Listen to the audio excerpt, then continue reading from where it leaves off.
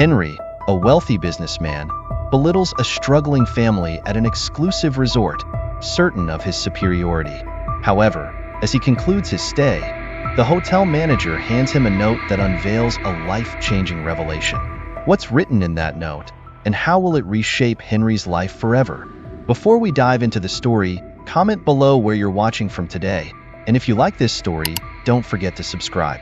Henry Thompson stepped out of his sleek black luxury car, tossing the keys to the attentive valet. The crisp evening air carried the faint aroma of gourmet cuisine from the Crystal Palace, his favorite upscale resort.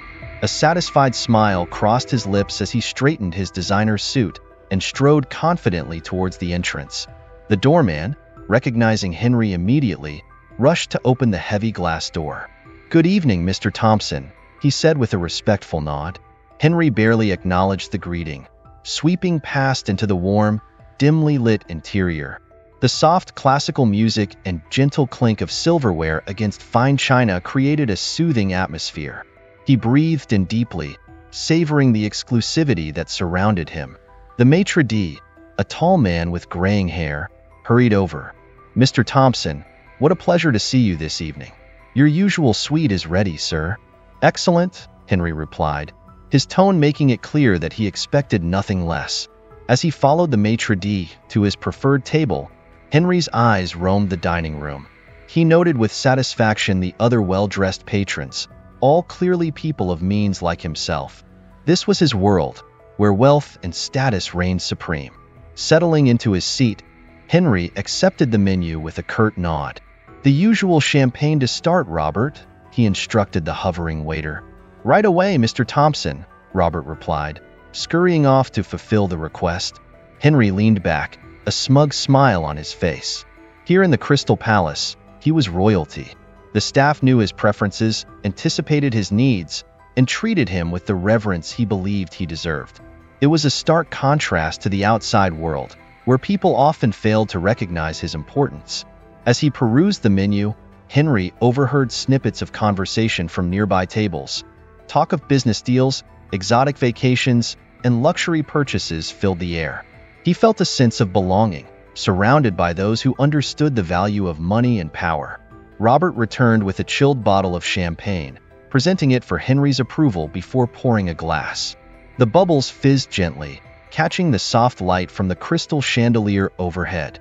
Henry settled into his usual table, the soft leather chair molding to his form.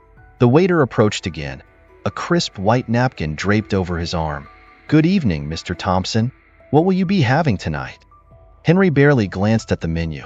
"The filet mignon, medium rare." "Excellent choice, sir," the waiter nodded, jotting down the order. As the waiter retreated, Henry's attention was drawn to the resort's entrance.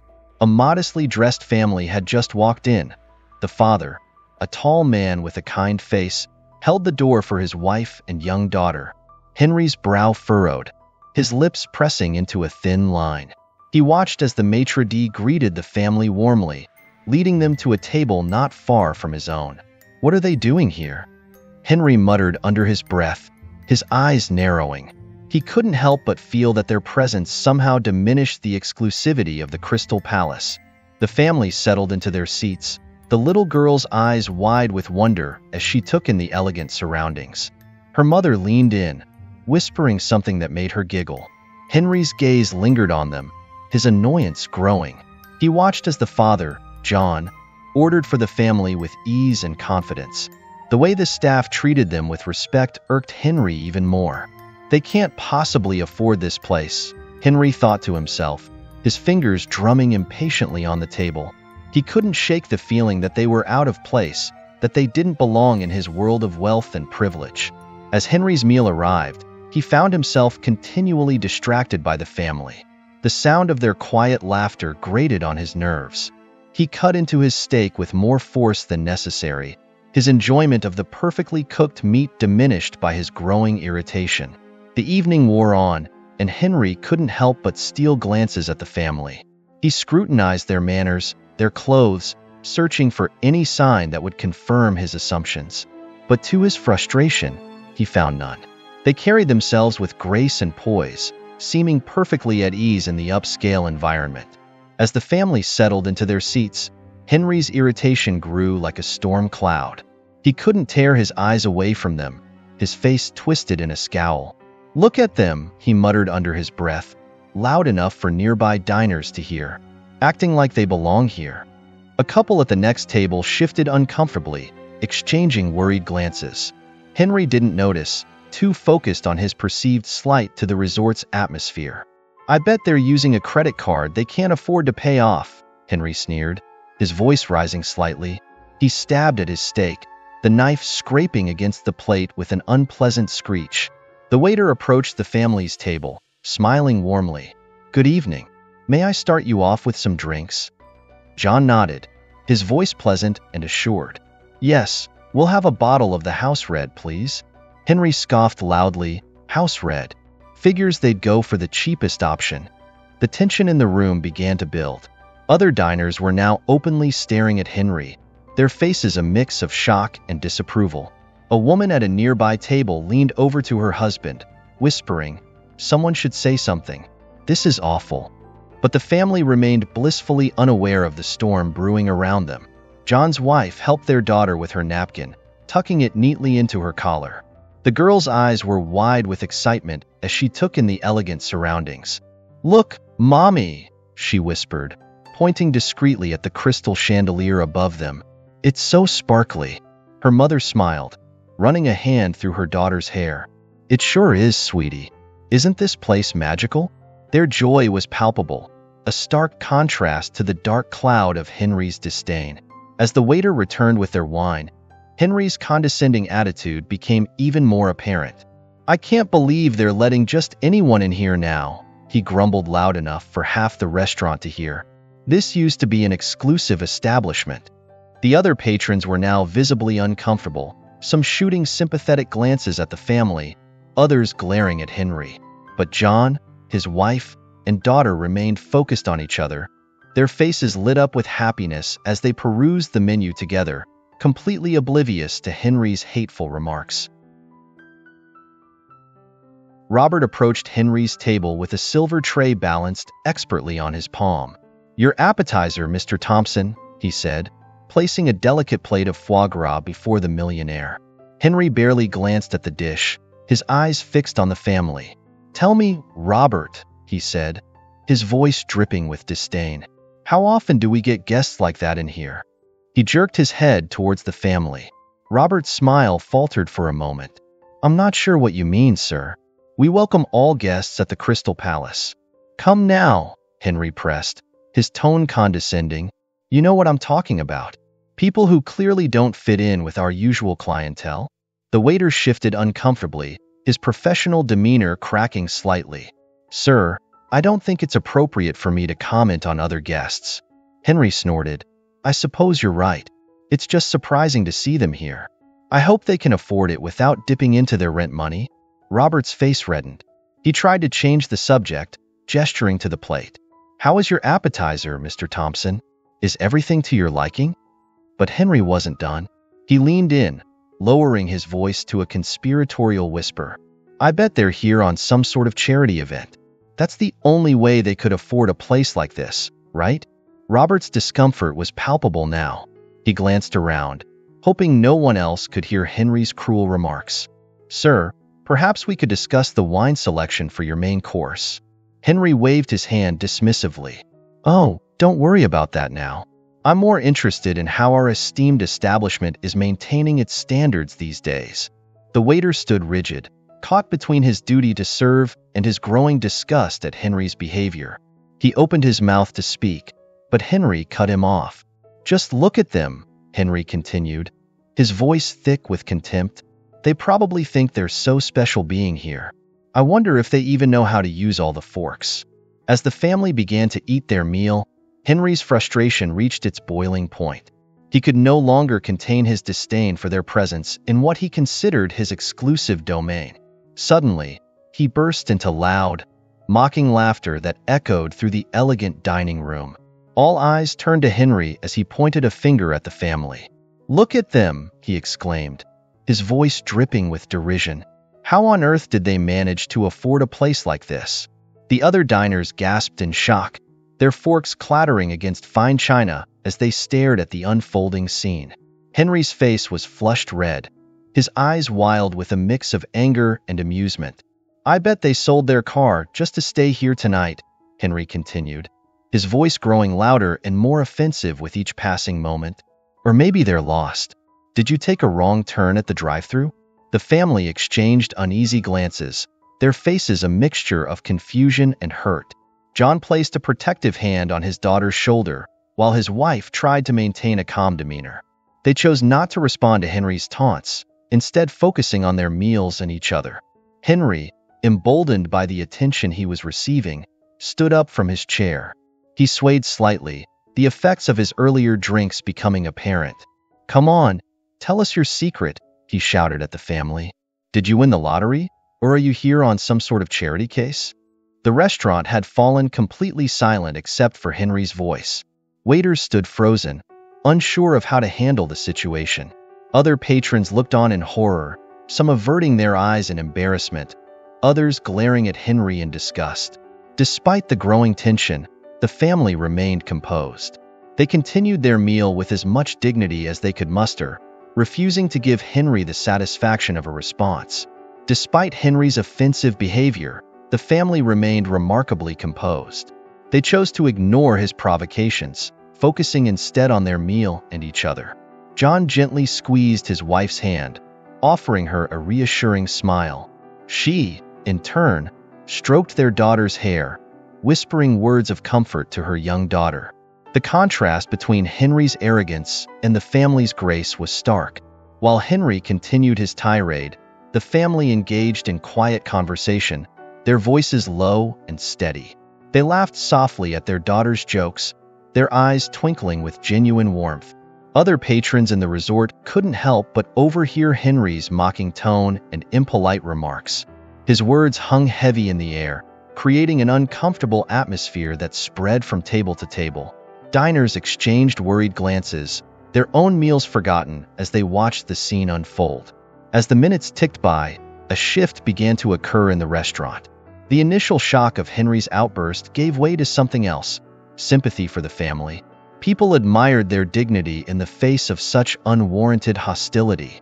Whispers of support began to circulate among the tables. An elderly couple at a nearby table shook their heads in disapproval of Henry's conduct. A young woman wiped away a tear, moved by the family's strength. Even the waitstaff, though trying to maintain their professional demeanor, couldn't hide their discomfort with Henry's behavior. The family's grace under pressure stood in sharp relief against Henry's continued rant.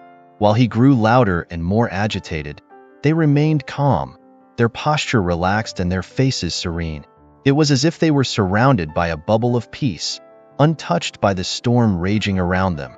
Robert approached Henry's table, carrying a tray with the main course. His hands trembled slightly as he set the plate down, aware of the tense atmosphere that had engulfed the restaurant. Henry, oblivious to the waiter's discomfort, continued his tirade against the family. "Can you believe they're still here?" Henry sneered, gesturing towards the family with his fork. "People like that shouldn't be allowed in a place like this." Robert's face flushed with embarrassment, but he maintained his professional demeanor. "Is everything to your liking, sir?" he asked, his voice barely above a whisper.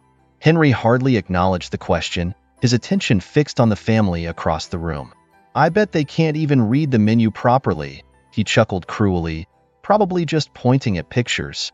The waiter's discomfort was palpable as he tried to navigate the situation. He glanced around, noticing that all eyes in the restaurant were now focused on their table. The other diners watched with a mix of horror and fascination as Henry's behavior became increasingly offensive. Excusing himself, Robert made his way to the family's table. As he approached, he could see the strain on their faces, despite their attempts to remain composed. He leaned in close as he refilled their water glasses.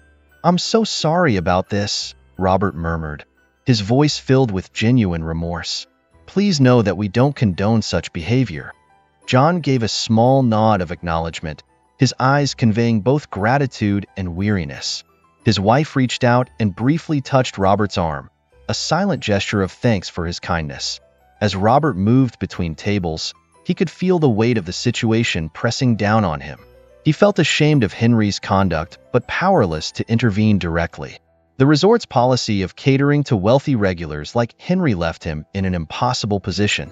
As the evening progressed, Henry's behavior grew increasingly obnoxious. His loud, mocking laughter echoed through the restaurant, drawing disapproving glances from other diners.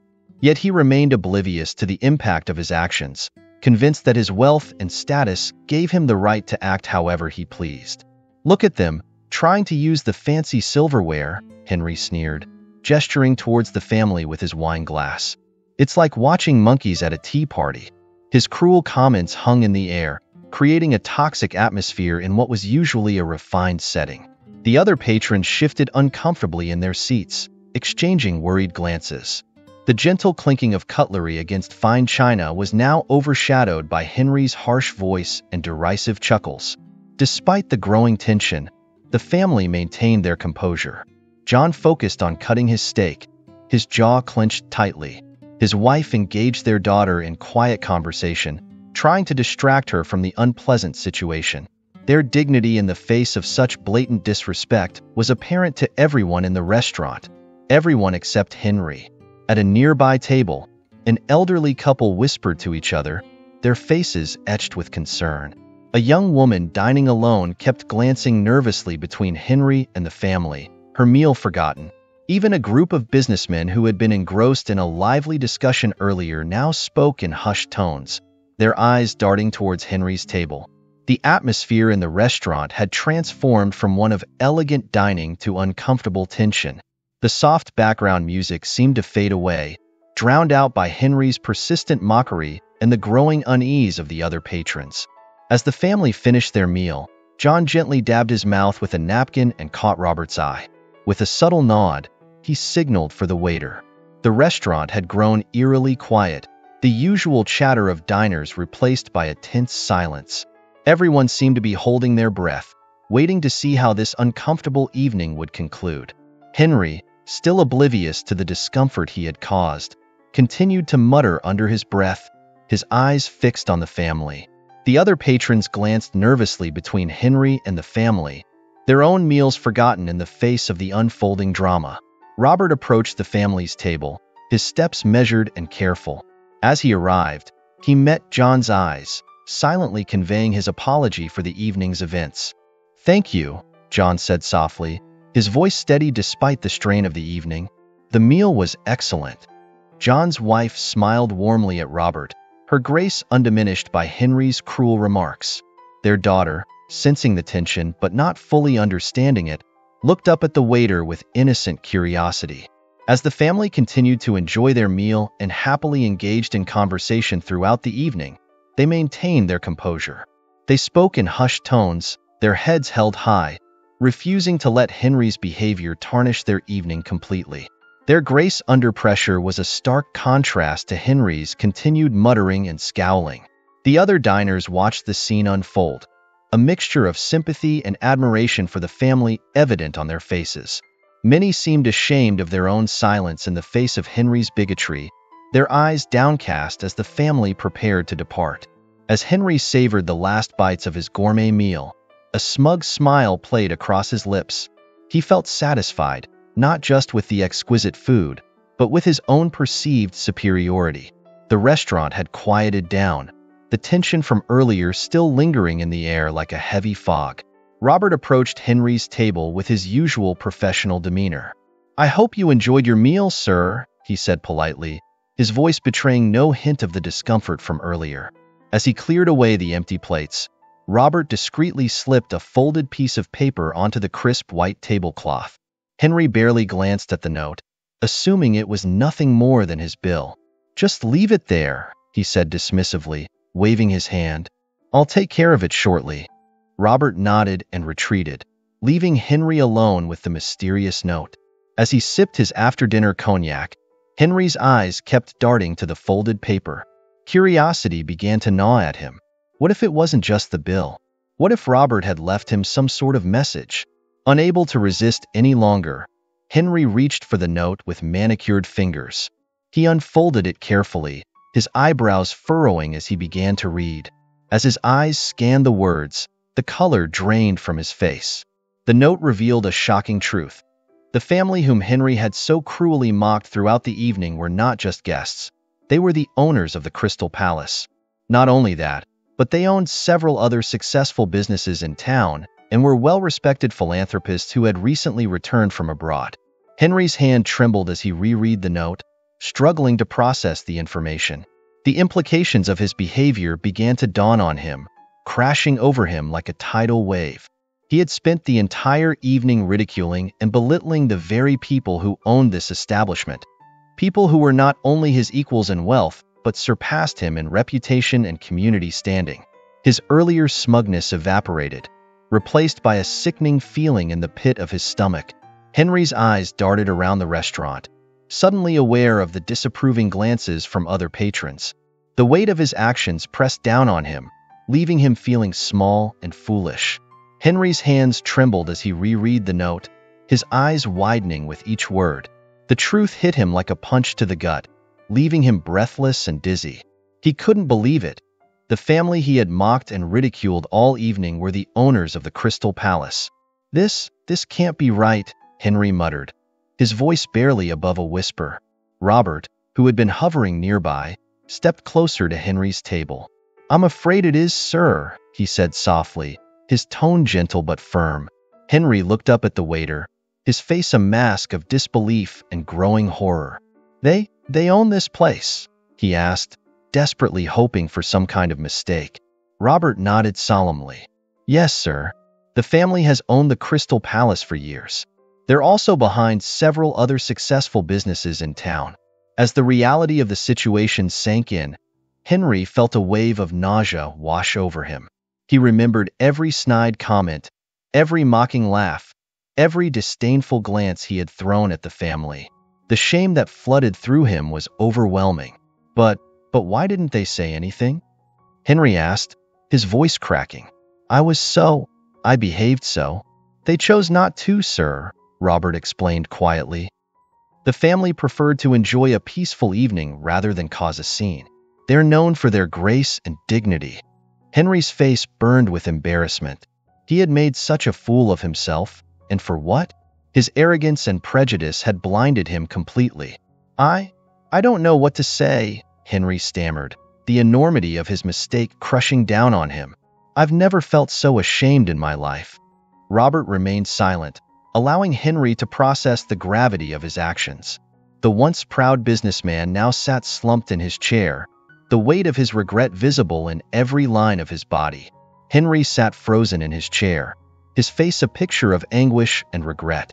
The bustling sounds of the resort faded into the background as he grappled with the enormity of his actions. His mind raced, replaying every cruel word and disdainful glance he had directed at the family. "What have I done?" he whispered to himself, his voice barely audible. The weight of his mistakes pressed down on him, making it hard to breathe. Henry's hands shook as he reached for his water glass, desperate to quench his suddenly parched throat. As he sipped, he caught a glimpse of his reflection in the polished silverware. The man staring back at him was a stranger, arrogant, cruel, and small-minded. For the first time in years, Henry felt truly ashamed of himself. He had always prided himself on his success, his wealth, and his status.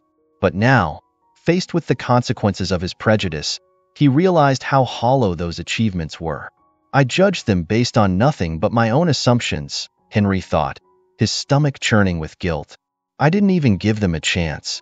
He glanced around the restaurant, noticing for the first time the diverse mix of patrons enjoying their meals. How many times had he dismissed people based on their appearance or his preconceived notions? The thought made him feel sick. Henry's mind wandered to his own life, his values, and the way he had conducted himself. He had always believed that his wealth made him superior, that it gave him the right to look down on others.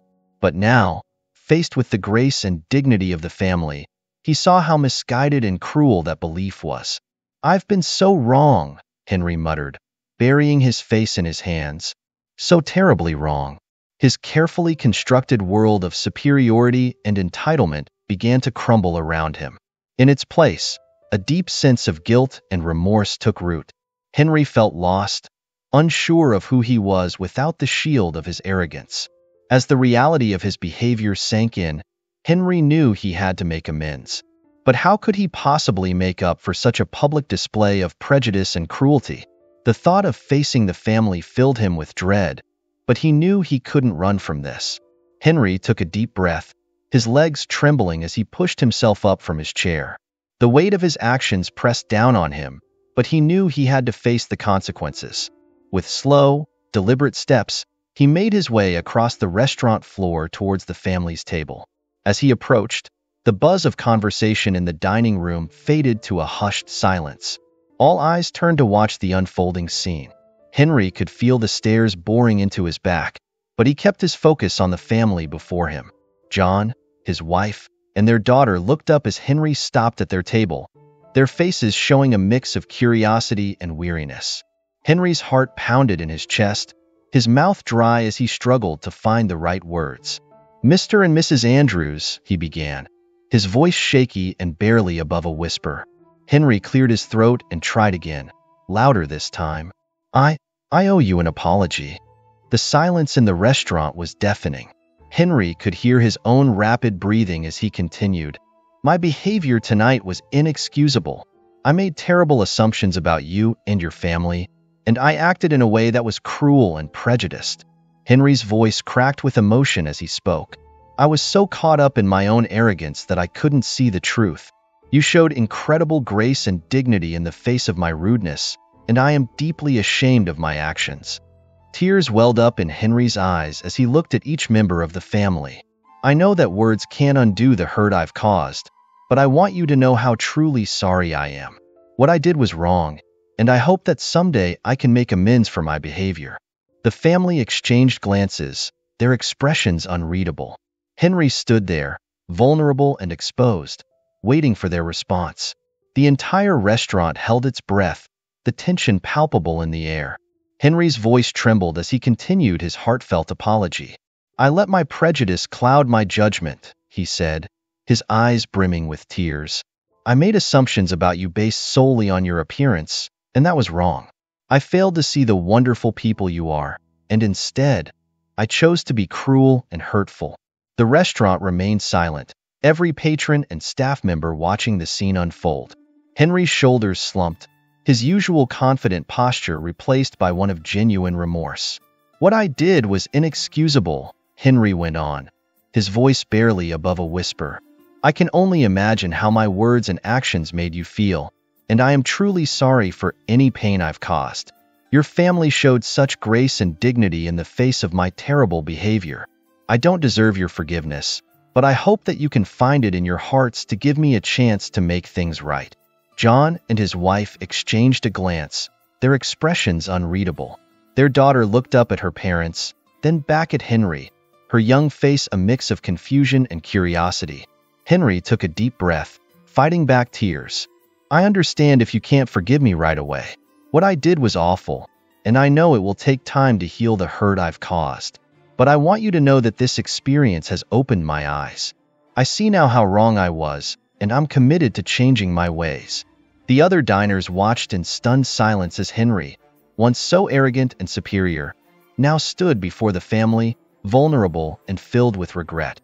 The contrast between his earlier behavior and his current state was stark, and it was clear to everyone that his remorse was genuine.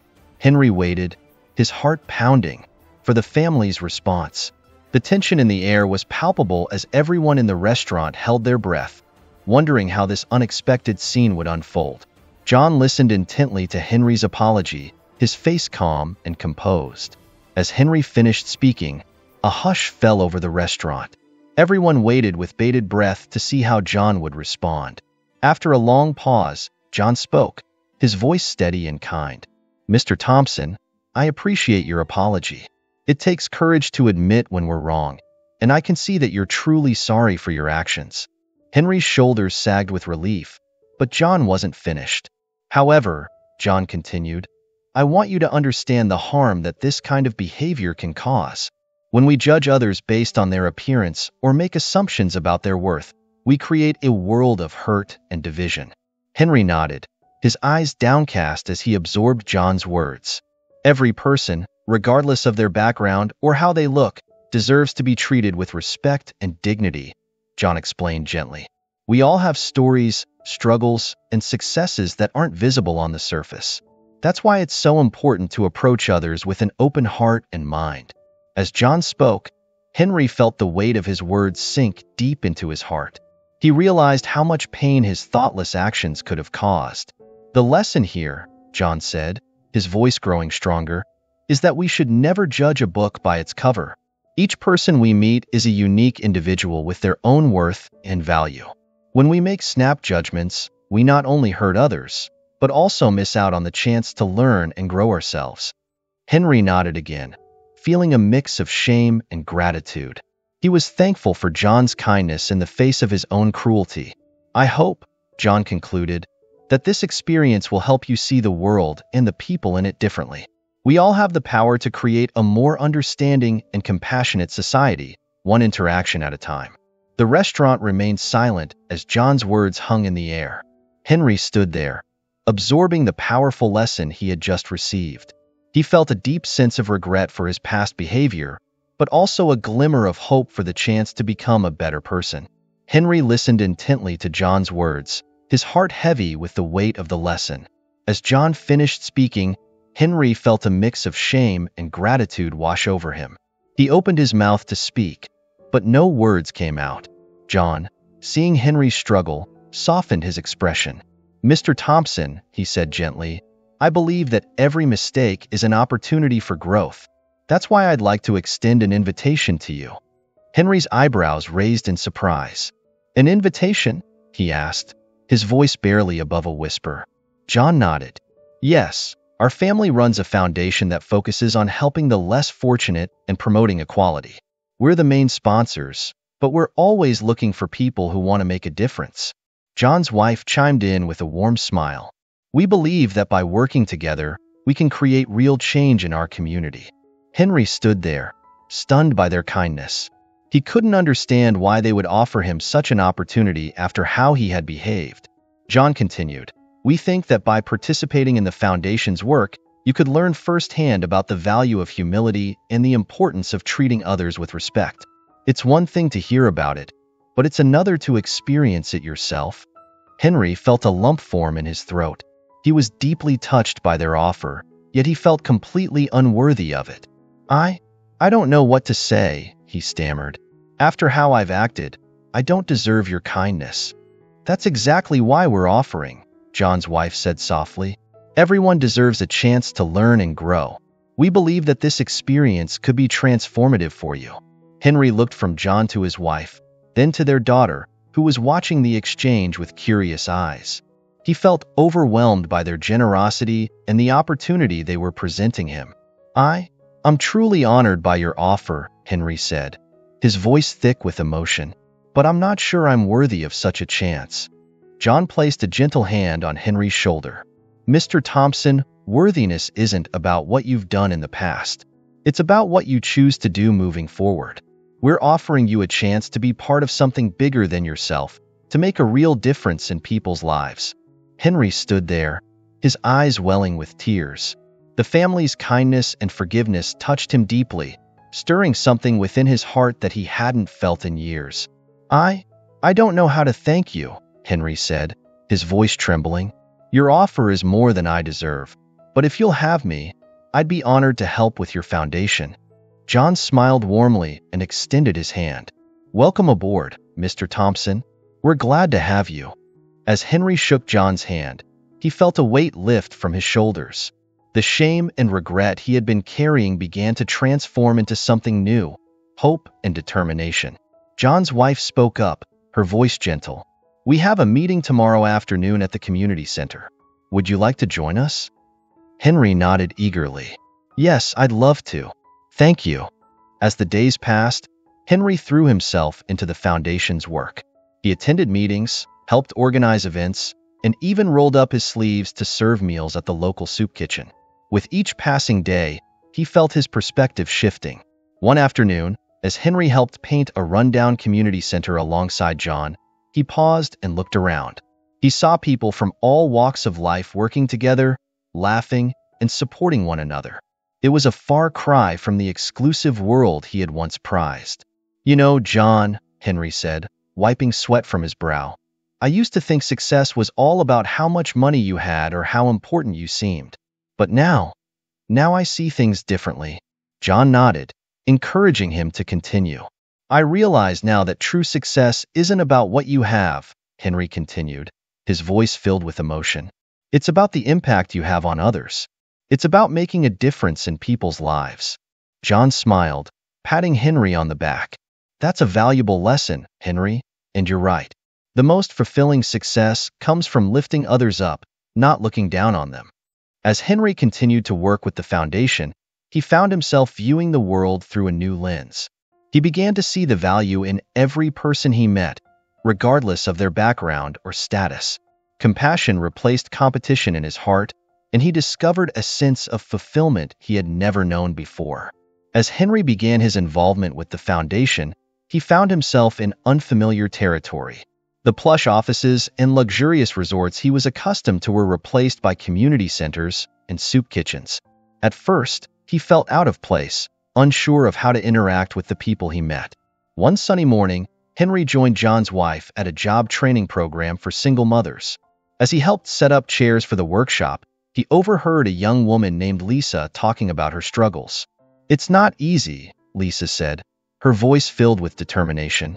"But I'm going to make a better life for my kids, no matter what it takes." Henry was struck by her resilience. He had never had to worry about providing for his family, and Lisa's strength humbled him. Later that week, Henry volunteered at a food bank with John. As they sorted donations, an elderly man approached them with tears in his eyes. "Thank you," the man said, his voice quivering. "This food, it means I can eat this week." Henry felt a lump form in his throat. He had never known true hunger, and the man's gratitude for something as simple as food touched him deeply. As the days turned into weeks, Henry found himself constantly surprised by the people he met through the foundation. He saw single parents working multiple jobs to support their children, immigrants learning English to build better lives, and teenagers tutoring younger kids to break the cycle of poverty. One evening, as Henry helped serve meals at a homeless shelter, he struck up a conversation with a man named Tom. Tom had lost his job and his home due to a medical crisis, but he spoke with hope about rebuilding his life. "It's been tough," Tom admitted, "but I'm grateful for places like this. It reminds me that there are good people in the world willing to help." Henry nodded, feeling a mix of emotions. He realized that he had once been quick to judge people like Tom, assuming their circumstances were due to laziness or poor choices. Now, he understood the complex realities that could lead to homelessness. As he drove home that night, Henry found himself reflecting on his own life.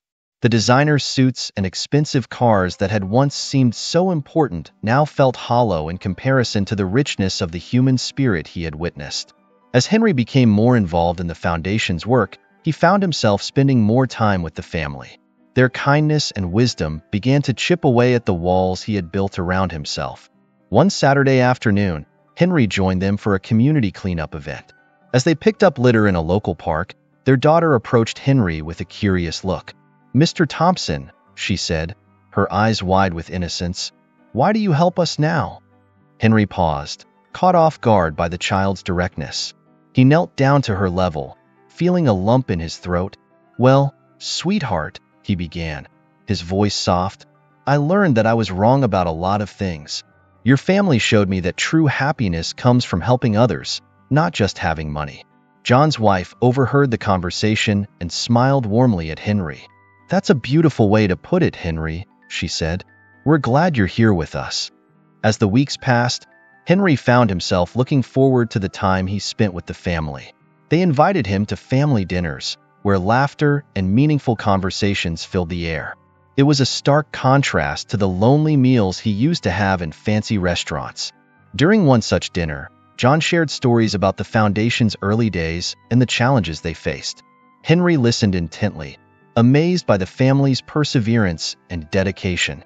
"You know, Henry," John said, his eyes twinkling, "when we first started, many people doubted us. They said we couldn't make a difference. But we knew that even small acts of kindness could change lives." Henry nodded, feeling a surge of admiration for John. "I'm beginning to understand that now," he replied. "You've shown me what real success looks like." As Henry continued to work alongside the family, he felt a transformation taking place within himself. The arrogance that had once defined him was slowly being replaced by humility and compassion.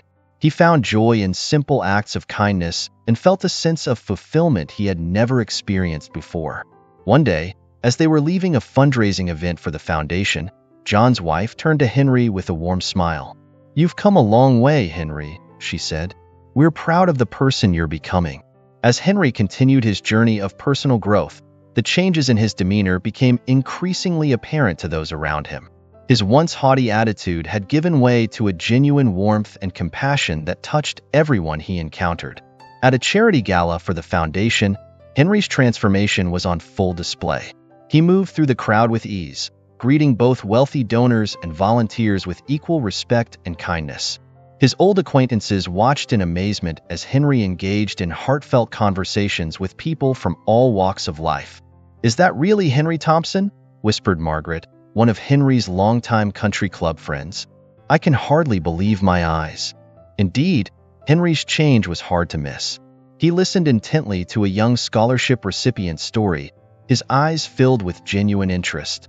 When the young man finished speaking, Henry placed a supportive hand on his shoulder and said, "Your determination is inspiring. Keep pushing forward, and you'll achieve great things." As the evening progressed, more and more people took notice of Henry's newfound humility and grace. His infectious enthusiasm for the foundation's work began to spark curiosity in others. "Henry," called out Richard, a fellow businessman, "I must say, you seem different. What's gotten into you?"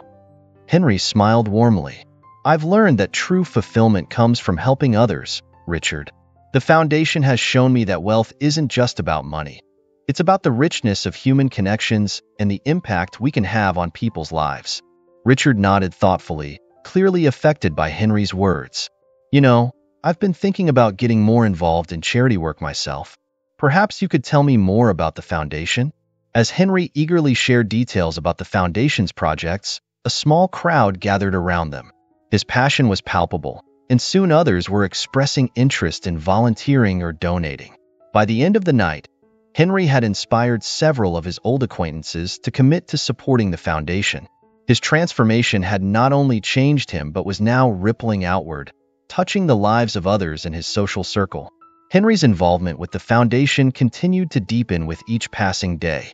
He threw himself wholeheartedly into the foundation's projects, using his business acumen and wealth to support initiatives that promoted equality and provided opportunities for the less fortunate.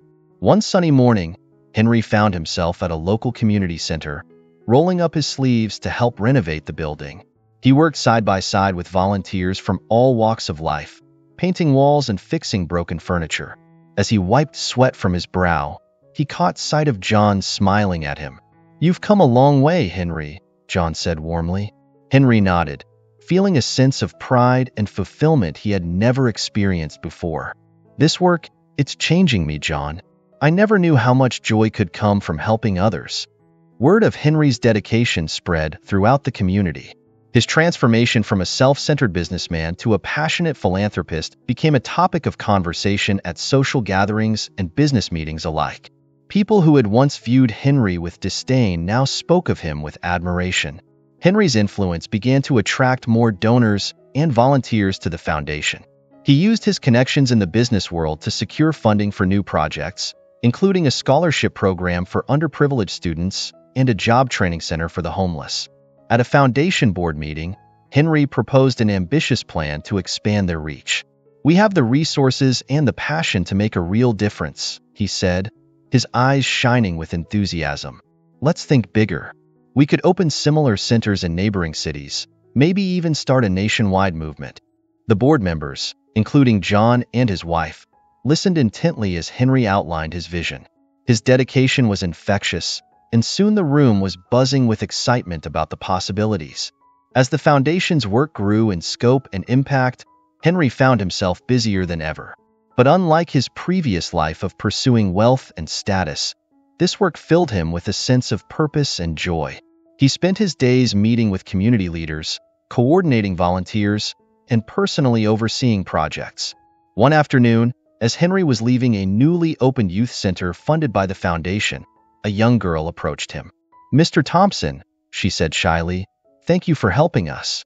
This place means so much to me and my friends." Henry knelt down to her level, his heart full of emotion. "You're very welcome," he said softly. "But remember, it's not just me. It's all of us working together that makes this possible."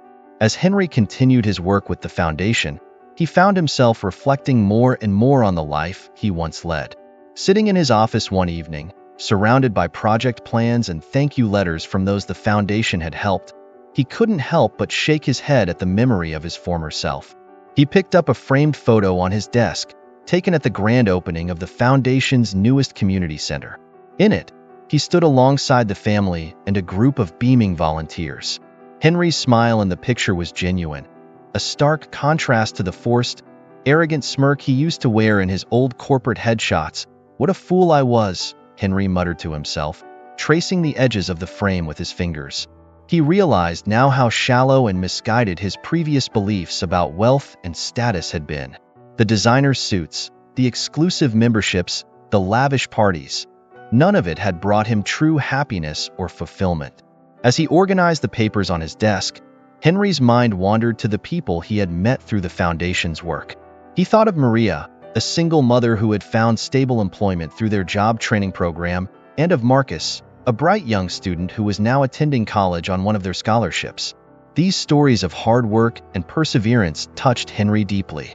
He began to truly appreciate the value of humility and gratitude in a way he never had before.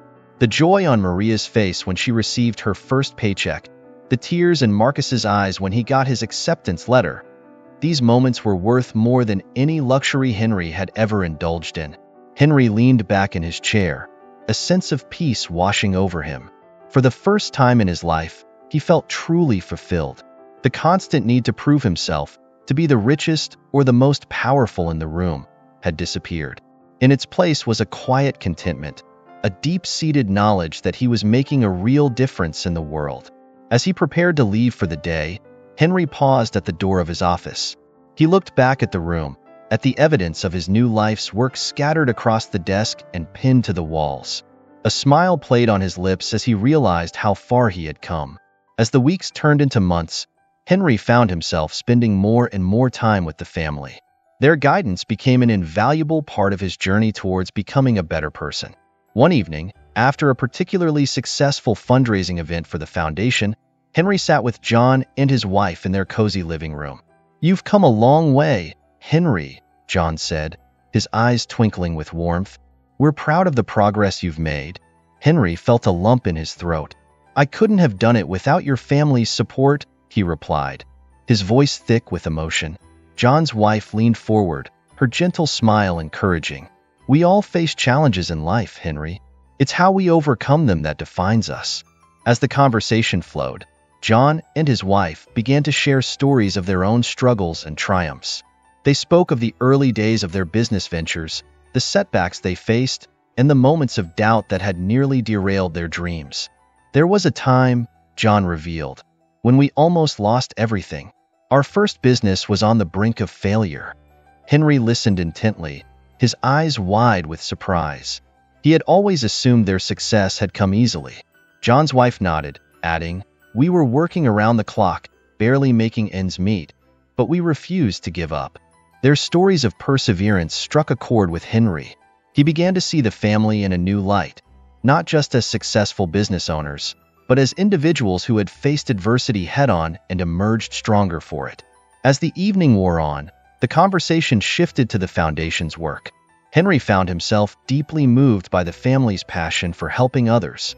Their commitment to making a difference in people's lives was unwavering, and it inspired Henry to push himself even further in his own efforts. "You know, Henry," John said thoughtfully, "true success isn't measured by the size of your bank account. It's about the lives you touch and the positive change you bring to the world." These words resonated deeply with Henry. He realized that his growing bond with the family was changing him in profound ways. Their influence was helping him develop a more compassionate worldview, one that extended far beyond the narrow confines of his former life. Henry's transformation was put to the test one Sunday afternoon at a local country club. He was having lunch on the terrace when he spotted an old business associate, Richard Blackwell, approaching his table. Henry's stomach tightened as he remembered the man's often prejudiced views. "Henry, my good man," Richard boomed, clapping him on the shoulder. "It's been ages. How are you?" Henry forced a polite smile. "I'm well, Richard. How are you?" Richard pulled up a chair, uninvited. "Oh, same old, same old. I heard you've been spending time with that family and their little charity project. What's that about?" Henry felt his jaw clench. "It's not a little charity project, Richard. It's a foundation that does important work for our community." Richard scoffed, waving his hand dismissively. "Come on, Henry. You can't be serious. Those people don't need handouts. They just need to work harder." Henry's face flushed with anger. He took a deep breath, remembering all he had learned from the family. "That's not true, Richard. The foundation helps people who are already working incredibly hard but face systemic barriers." "Systemic barriers?" Richard laughed mockingly. "That's just liberal nonsense. You're not buying into that, are you?" Henry stood up, his voice firm. "I'm not buying into anything, Richard. I've seen the reality with my own eyes. The foundation's work is vital, and the people it serves are deserving of our support and respect." Richard's face darkened. "You've changed, Henry. What happened to you?" "I grew up, Richard," Henry replied, his voice steady. "I learned to see beyond my own narrow worldview.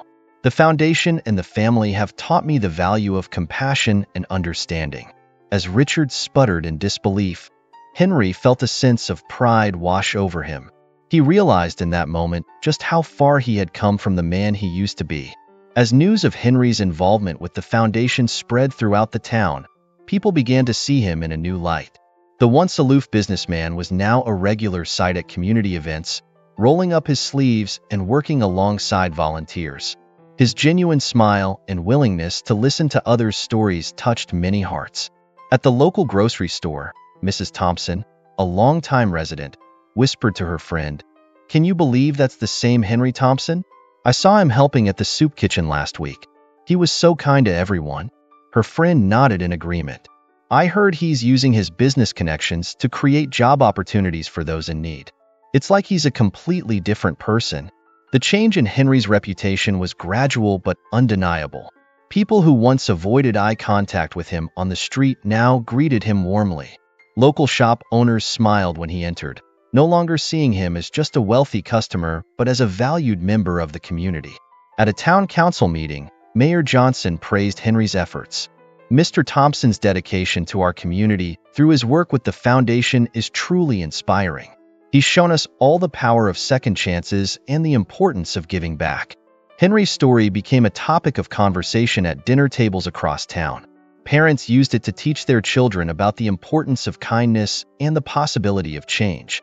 In schools, teachers shared Henry's journey as an example of personal growth and the impact of compassion. Even those who had been skeptical of Henry's transformation began to come around.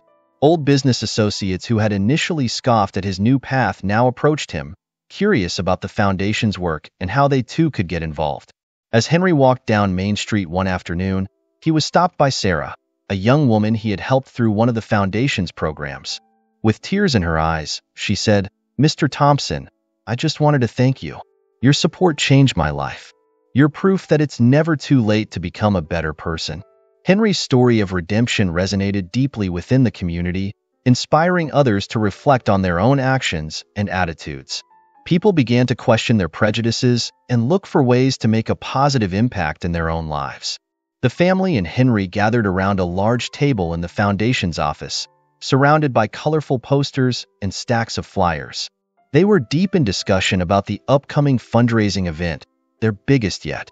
"We need to make this special," John said, his eyes twinkling with excitement. "Something that will really showcase what our foundation stands for." Henry nodded eagerly. "What if we held it at the community center? It's right in the heart of town, and it would show our commitment to the people we're helping." John's wife smiled warmly at Henry. "That's a wonderful idea, Henry. It's perfect for bringing everyone together." As the weeks passed, Henry threw himself into the preparations. He spent long hours making phone calls, reaching out to local businesses for support, and coordinating with volunteers. His dedication was evident to everyone involved. The day of the event arrived, and the community center buzzed with activity. Colorful banners hung from the walls, and tables lined the room, each showcasing a different program the foundation supported. Henry stood at the entrance, greeting guests with a warm smile and a firm handshake. Many were surprised to see the former aloof businessman so engaged and passionate about the cause. "Henry, I hardly recognized you," exclaimed Mrs. Johnson, a longtime resident. "You seem so different." Henry's eyes crinkled as he smiled. "I feel different, Mrs. Johnson. This foundation has changed my life in ways I never expected." As the evening progressed, Henry took to the stage to address the crowd. His voice trembled slightly with emotion as he spoke about the foundation's work and the impact it had on his own life. "Before I met the family, I thought success was measured by the size of your bank account," he admitted. "But now I know true success comes from the lives you touch and the good you do for others." The audience listened intently, many nodding in agreement. When Henry finished his speech, the room erupted in applause. People approached him afterward, praising his sincerity and dedication. As the night drew to a close, it was clear the event had been a resounding success. The foundation had raised more money than they had ever hoped for, ensuring they could expand their programs and help even more people in need. John clapped Henry on the back, his eyes shining with pride. "You did it, Henry. Your hard work made this possible." Henry felt a warmth spread through his chest. For the first time in his life, he felt truly fulfilled, knowing that his efforts were making a real difference in people's lives. As the last guests filtered out of the community center, Henry stood by the exit, shaking hands and exchanging warm goodbyes. The evening had been a whirlwind of activity, laughter, and heartfelt moments. Now, as the room grew quiet, Henry found himself alone with his thoughts. He walked slowly through the hall, his footsteps echoing in the empty space. Colorful banners still hung from the walls, reminding him of the night's success.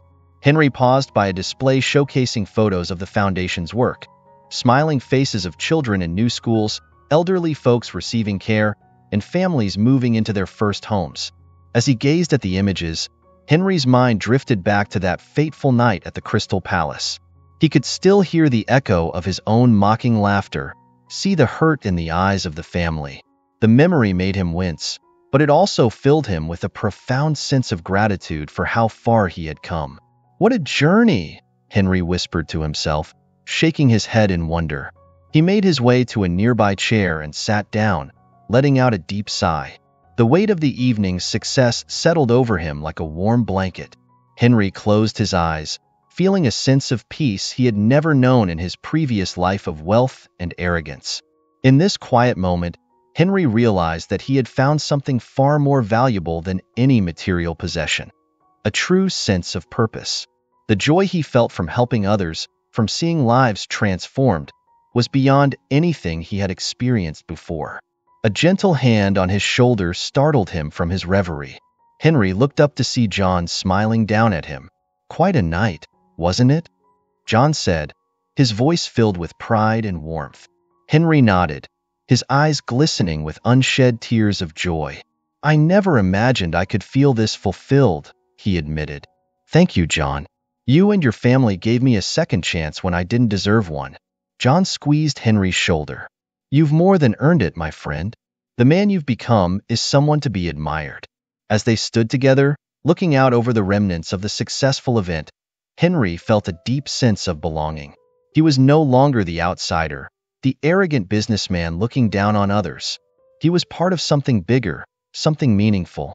Henry turned to face John, his eyes brimming with emotion.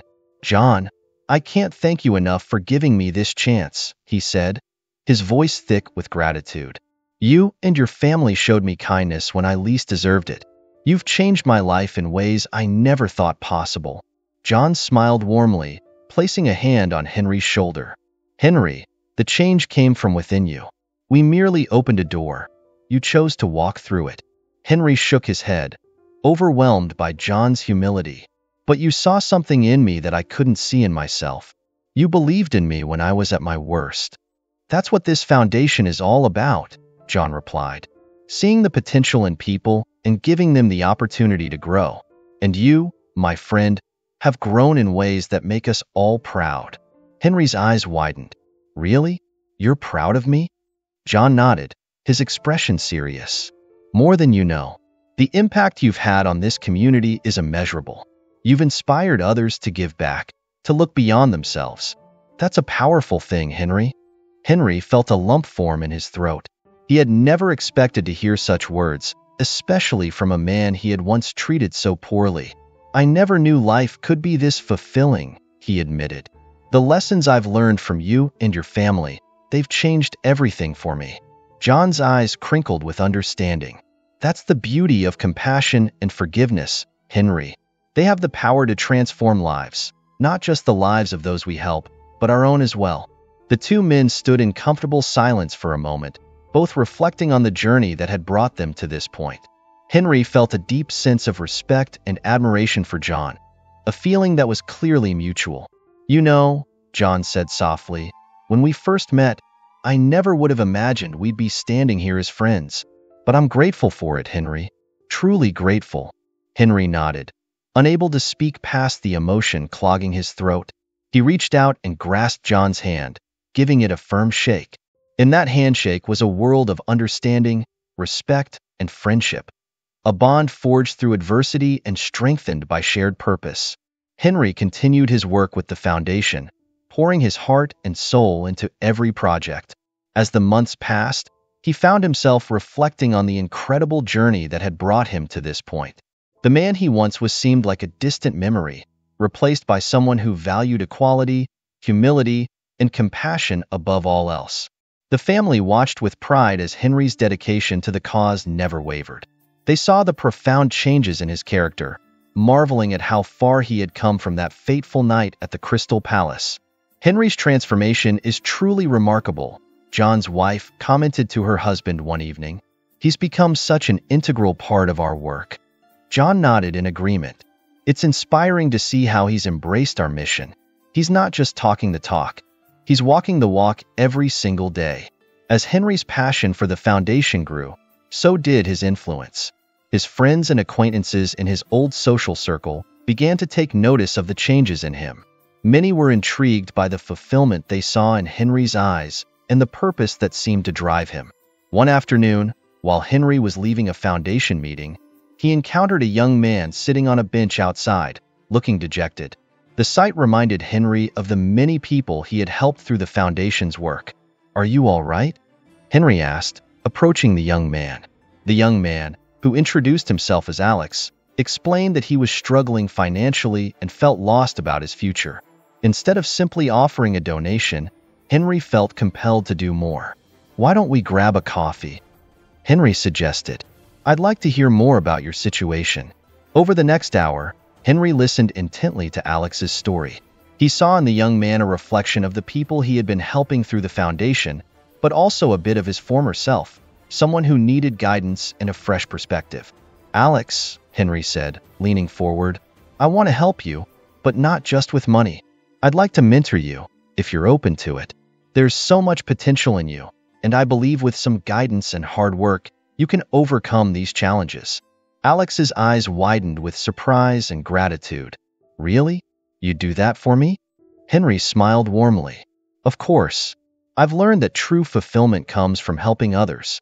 Let's meet regularly, and I'll share what I've learned about hard work, perseverance, and making the most of opportunities. Over the next few months, Henry mentored Alex, guiding him through job applications, financial planning, and personal development. As Alex's situation improved, Henry felt a deep sense of satisfaction, knowing he had made a real difference in someone's life. At the next major foundation event, Henry stood on stage, looking out at the sea of faces before him. The room was filled with people whose lives had been touched by the foundation's work. Henry's heart swelled with emotion as he began to speak. A year ago, I was a different man, he began, his voice filled with sincerity. I was blinded by my own prejudices and misconceptions. But thanks to the kindness and wisdom of the family, I've learned the true value of compassion and equality. As Henry continued his speech, he saw familiar faces in the crowd, people he had worked with, volunteers he had recruited, and even Alex, sitting proudly in the audience. Each person represented a life changed, a story of hope and perseverance. Today, I stand before you not as a wealthy businessman, but as a humble servant to our community, Henry said, his voice filled with conviction. I reject discrimination and prejudice in all forms, and I commit myself fully to the work of this foundation. The applause that followed was thunderous. As Henry stepped down from the stage, he was surrounded by well-wishers and people sharing their stories of how the foundation had helped them.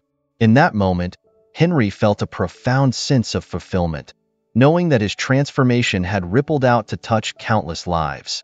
Do you think Henry Thompson deserves a second chance after how he treated the family? Yes or no? Let me know in the comments below. I would love to hear your perspective. And if you enjoyed the video, please subscribe to my channel. I spend hours upon hours writing these heartwarming stories for you, and your support is what keeps me going.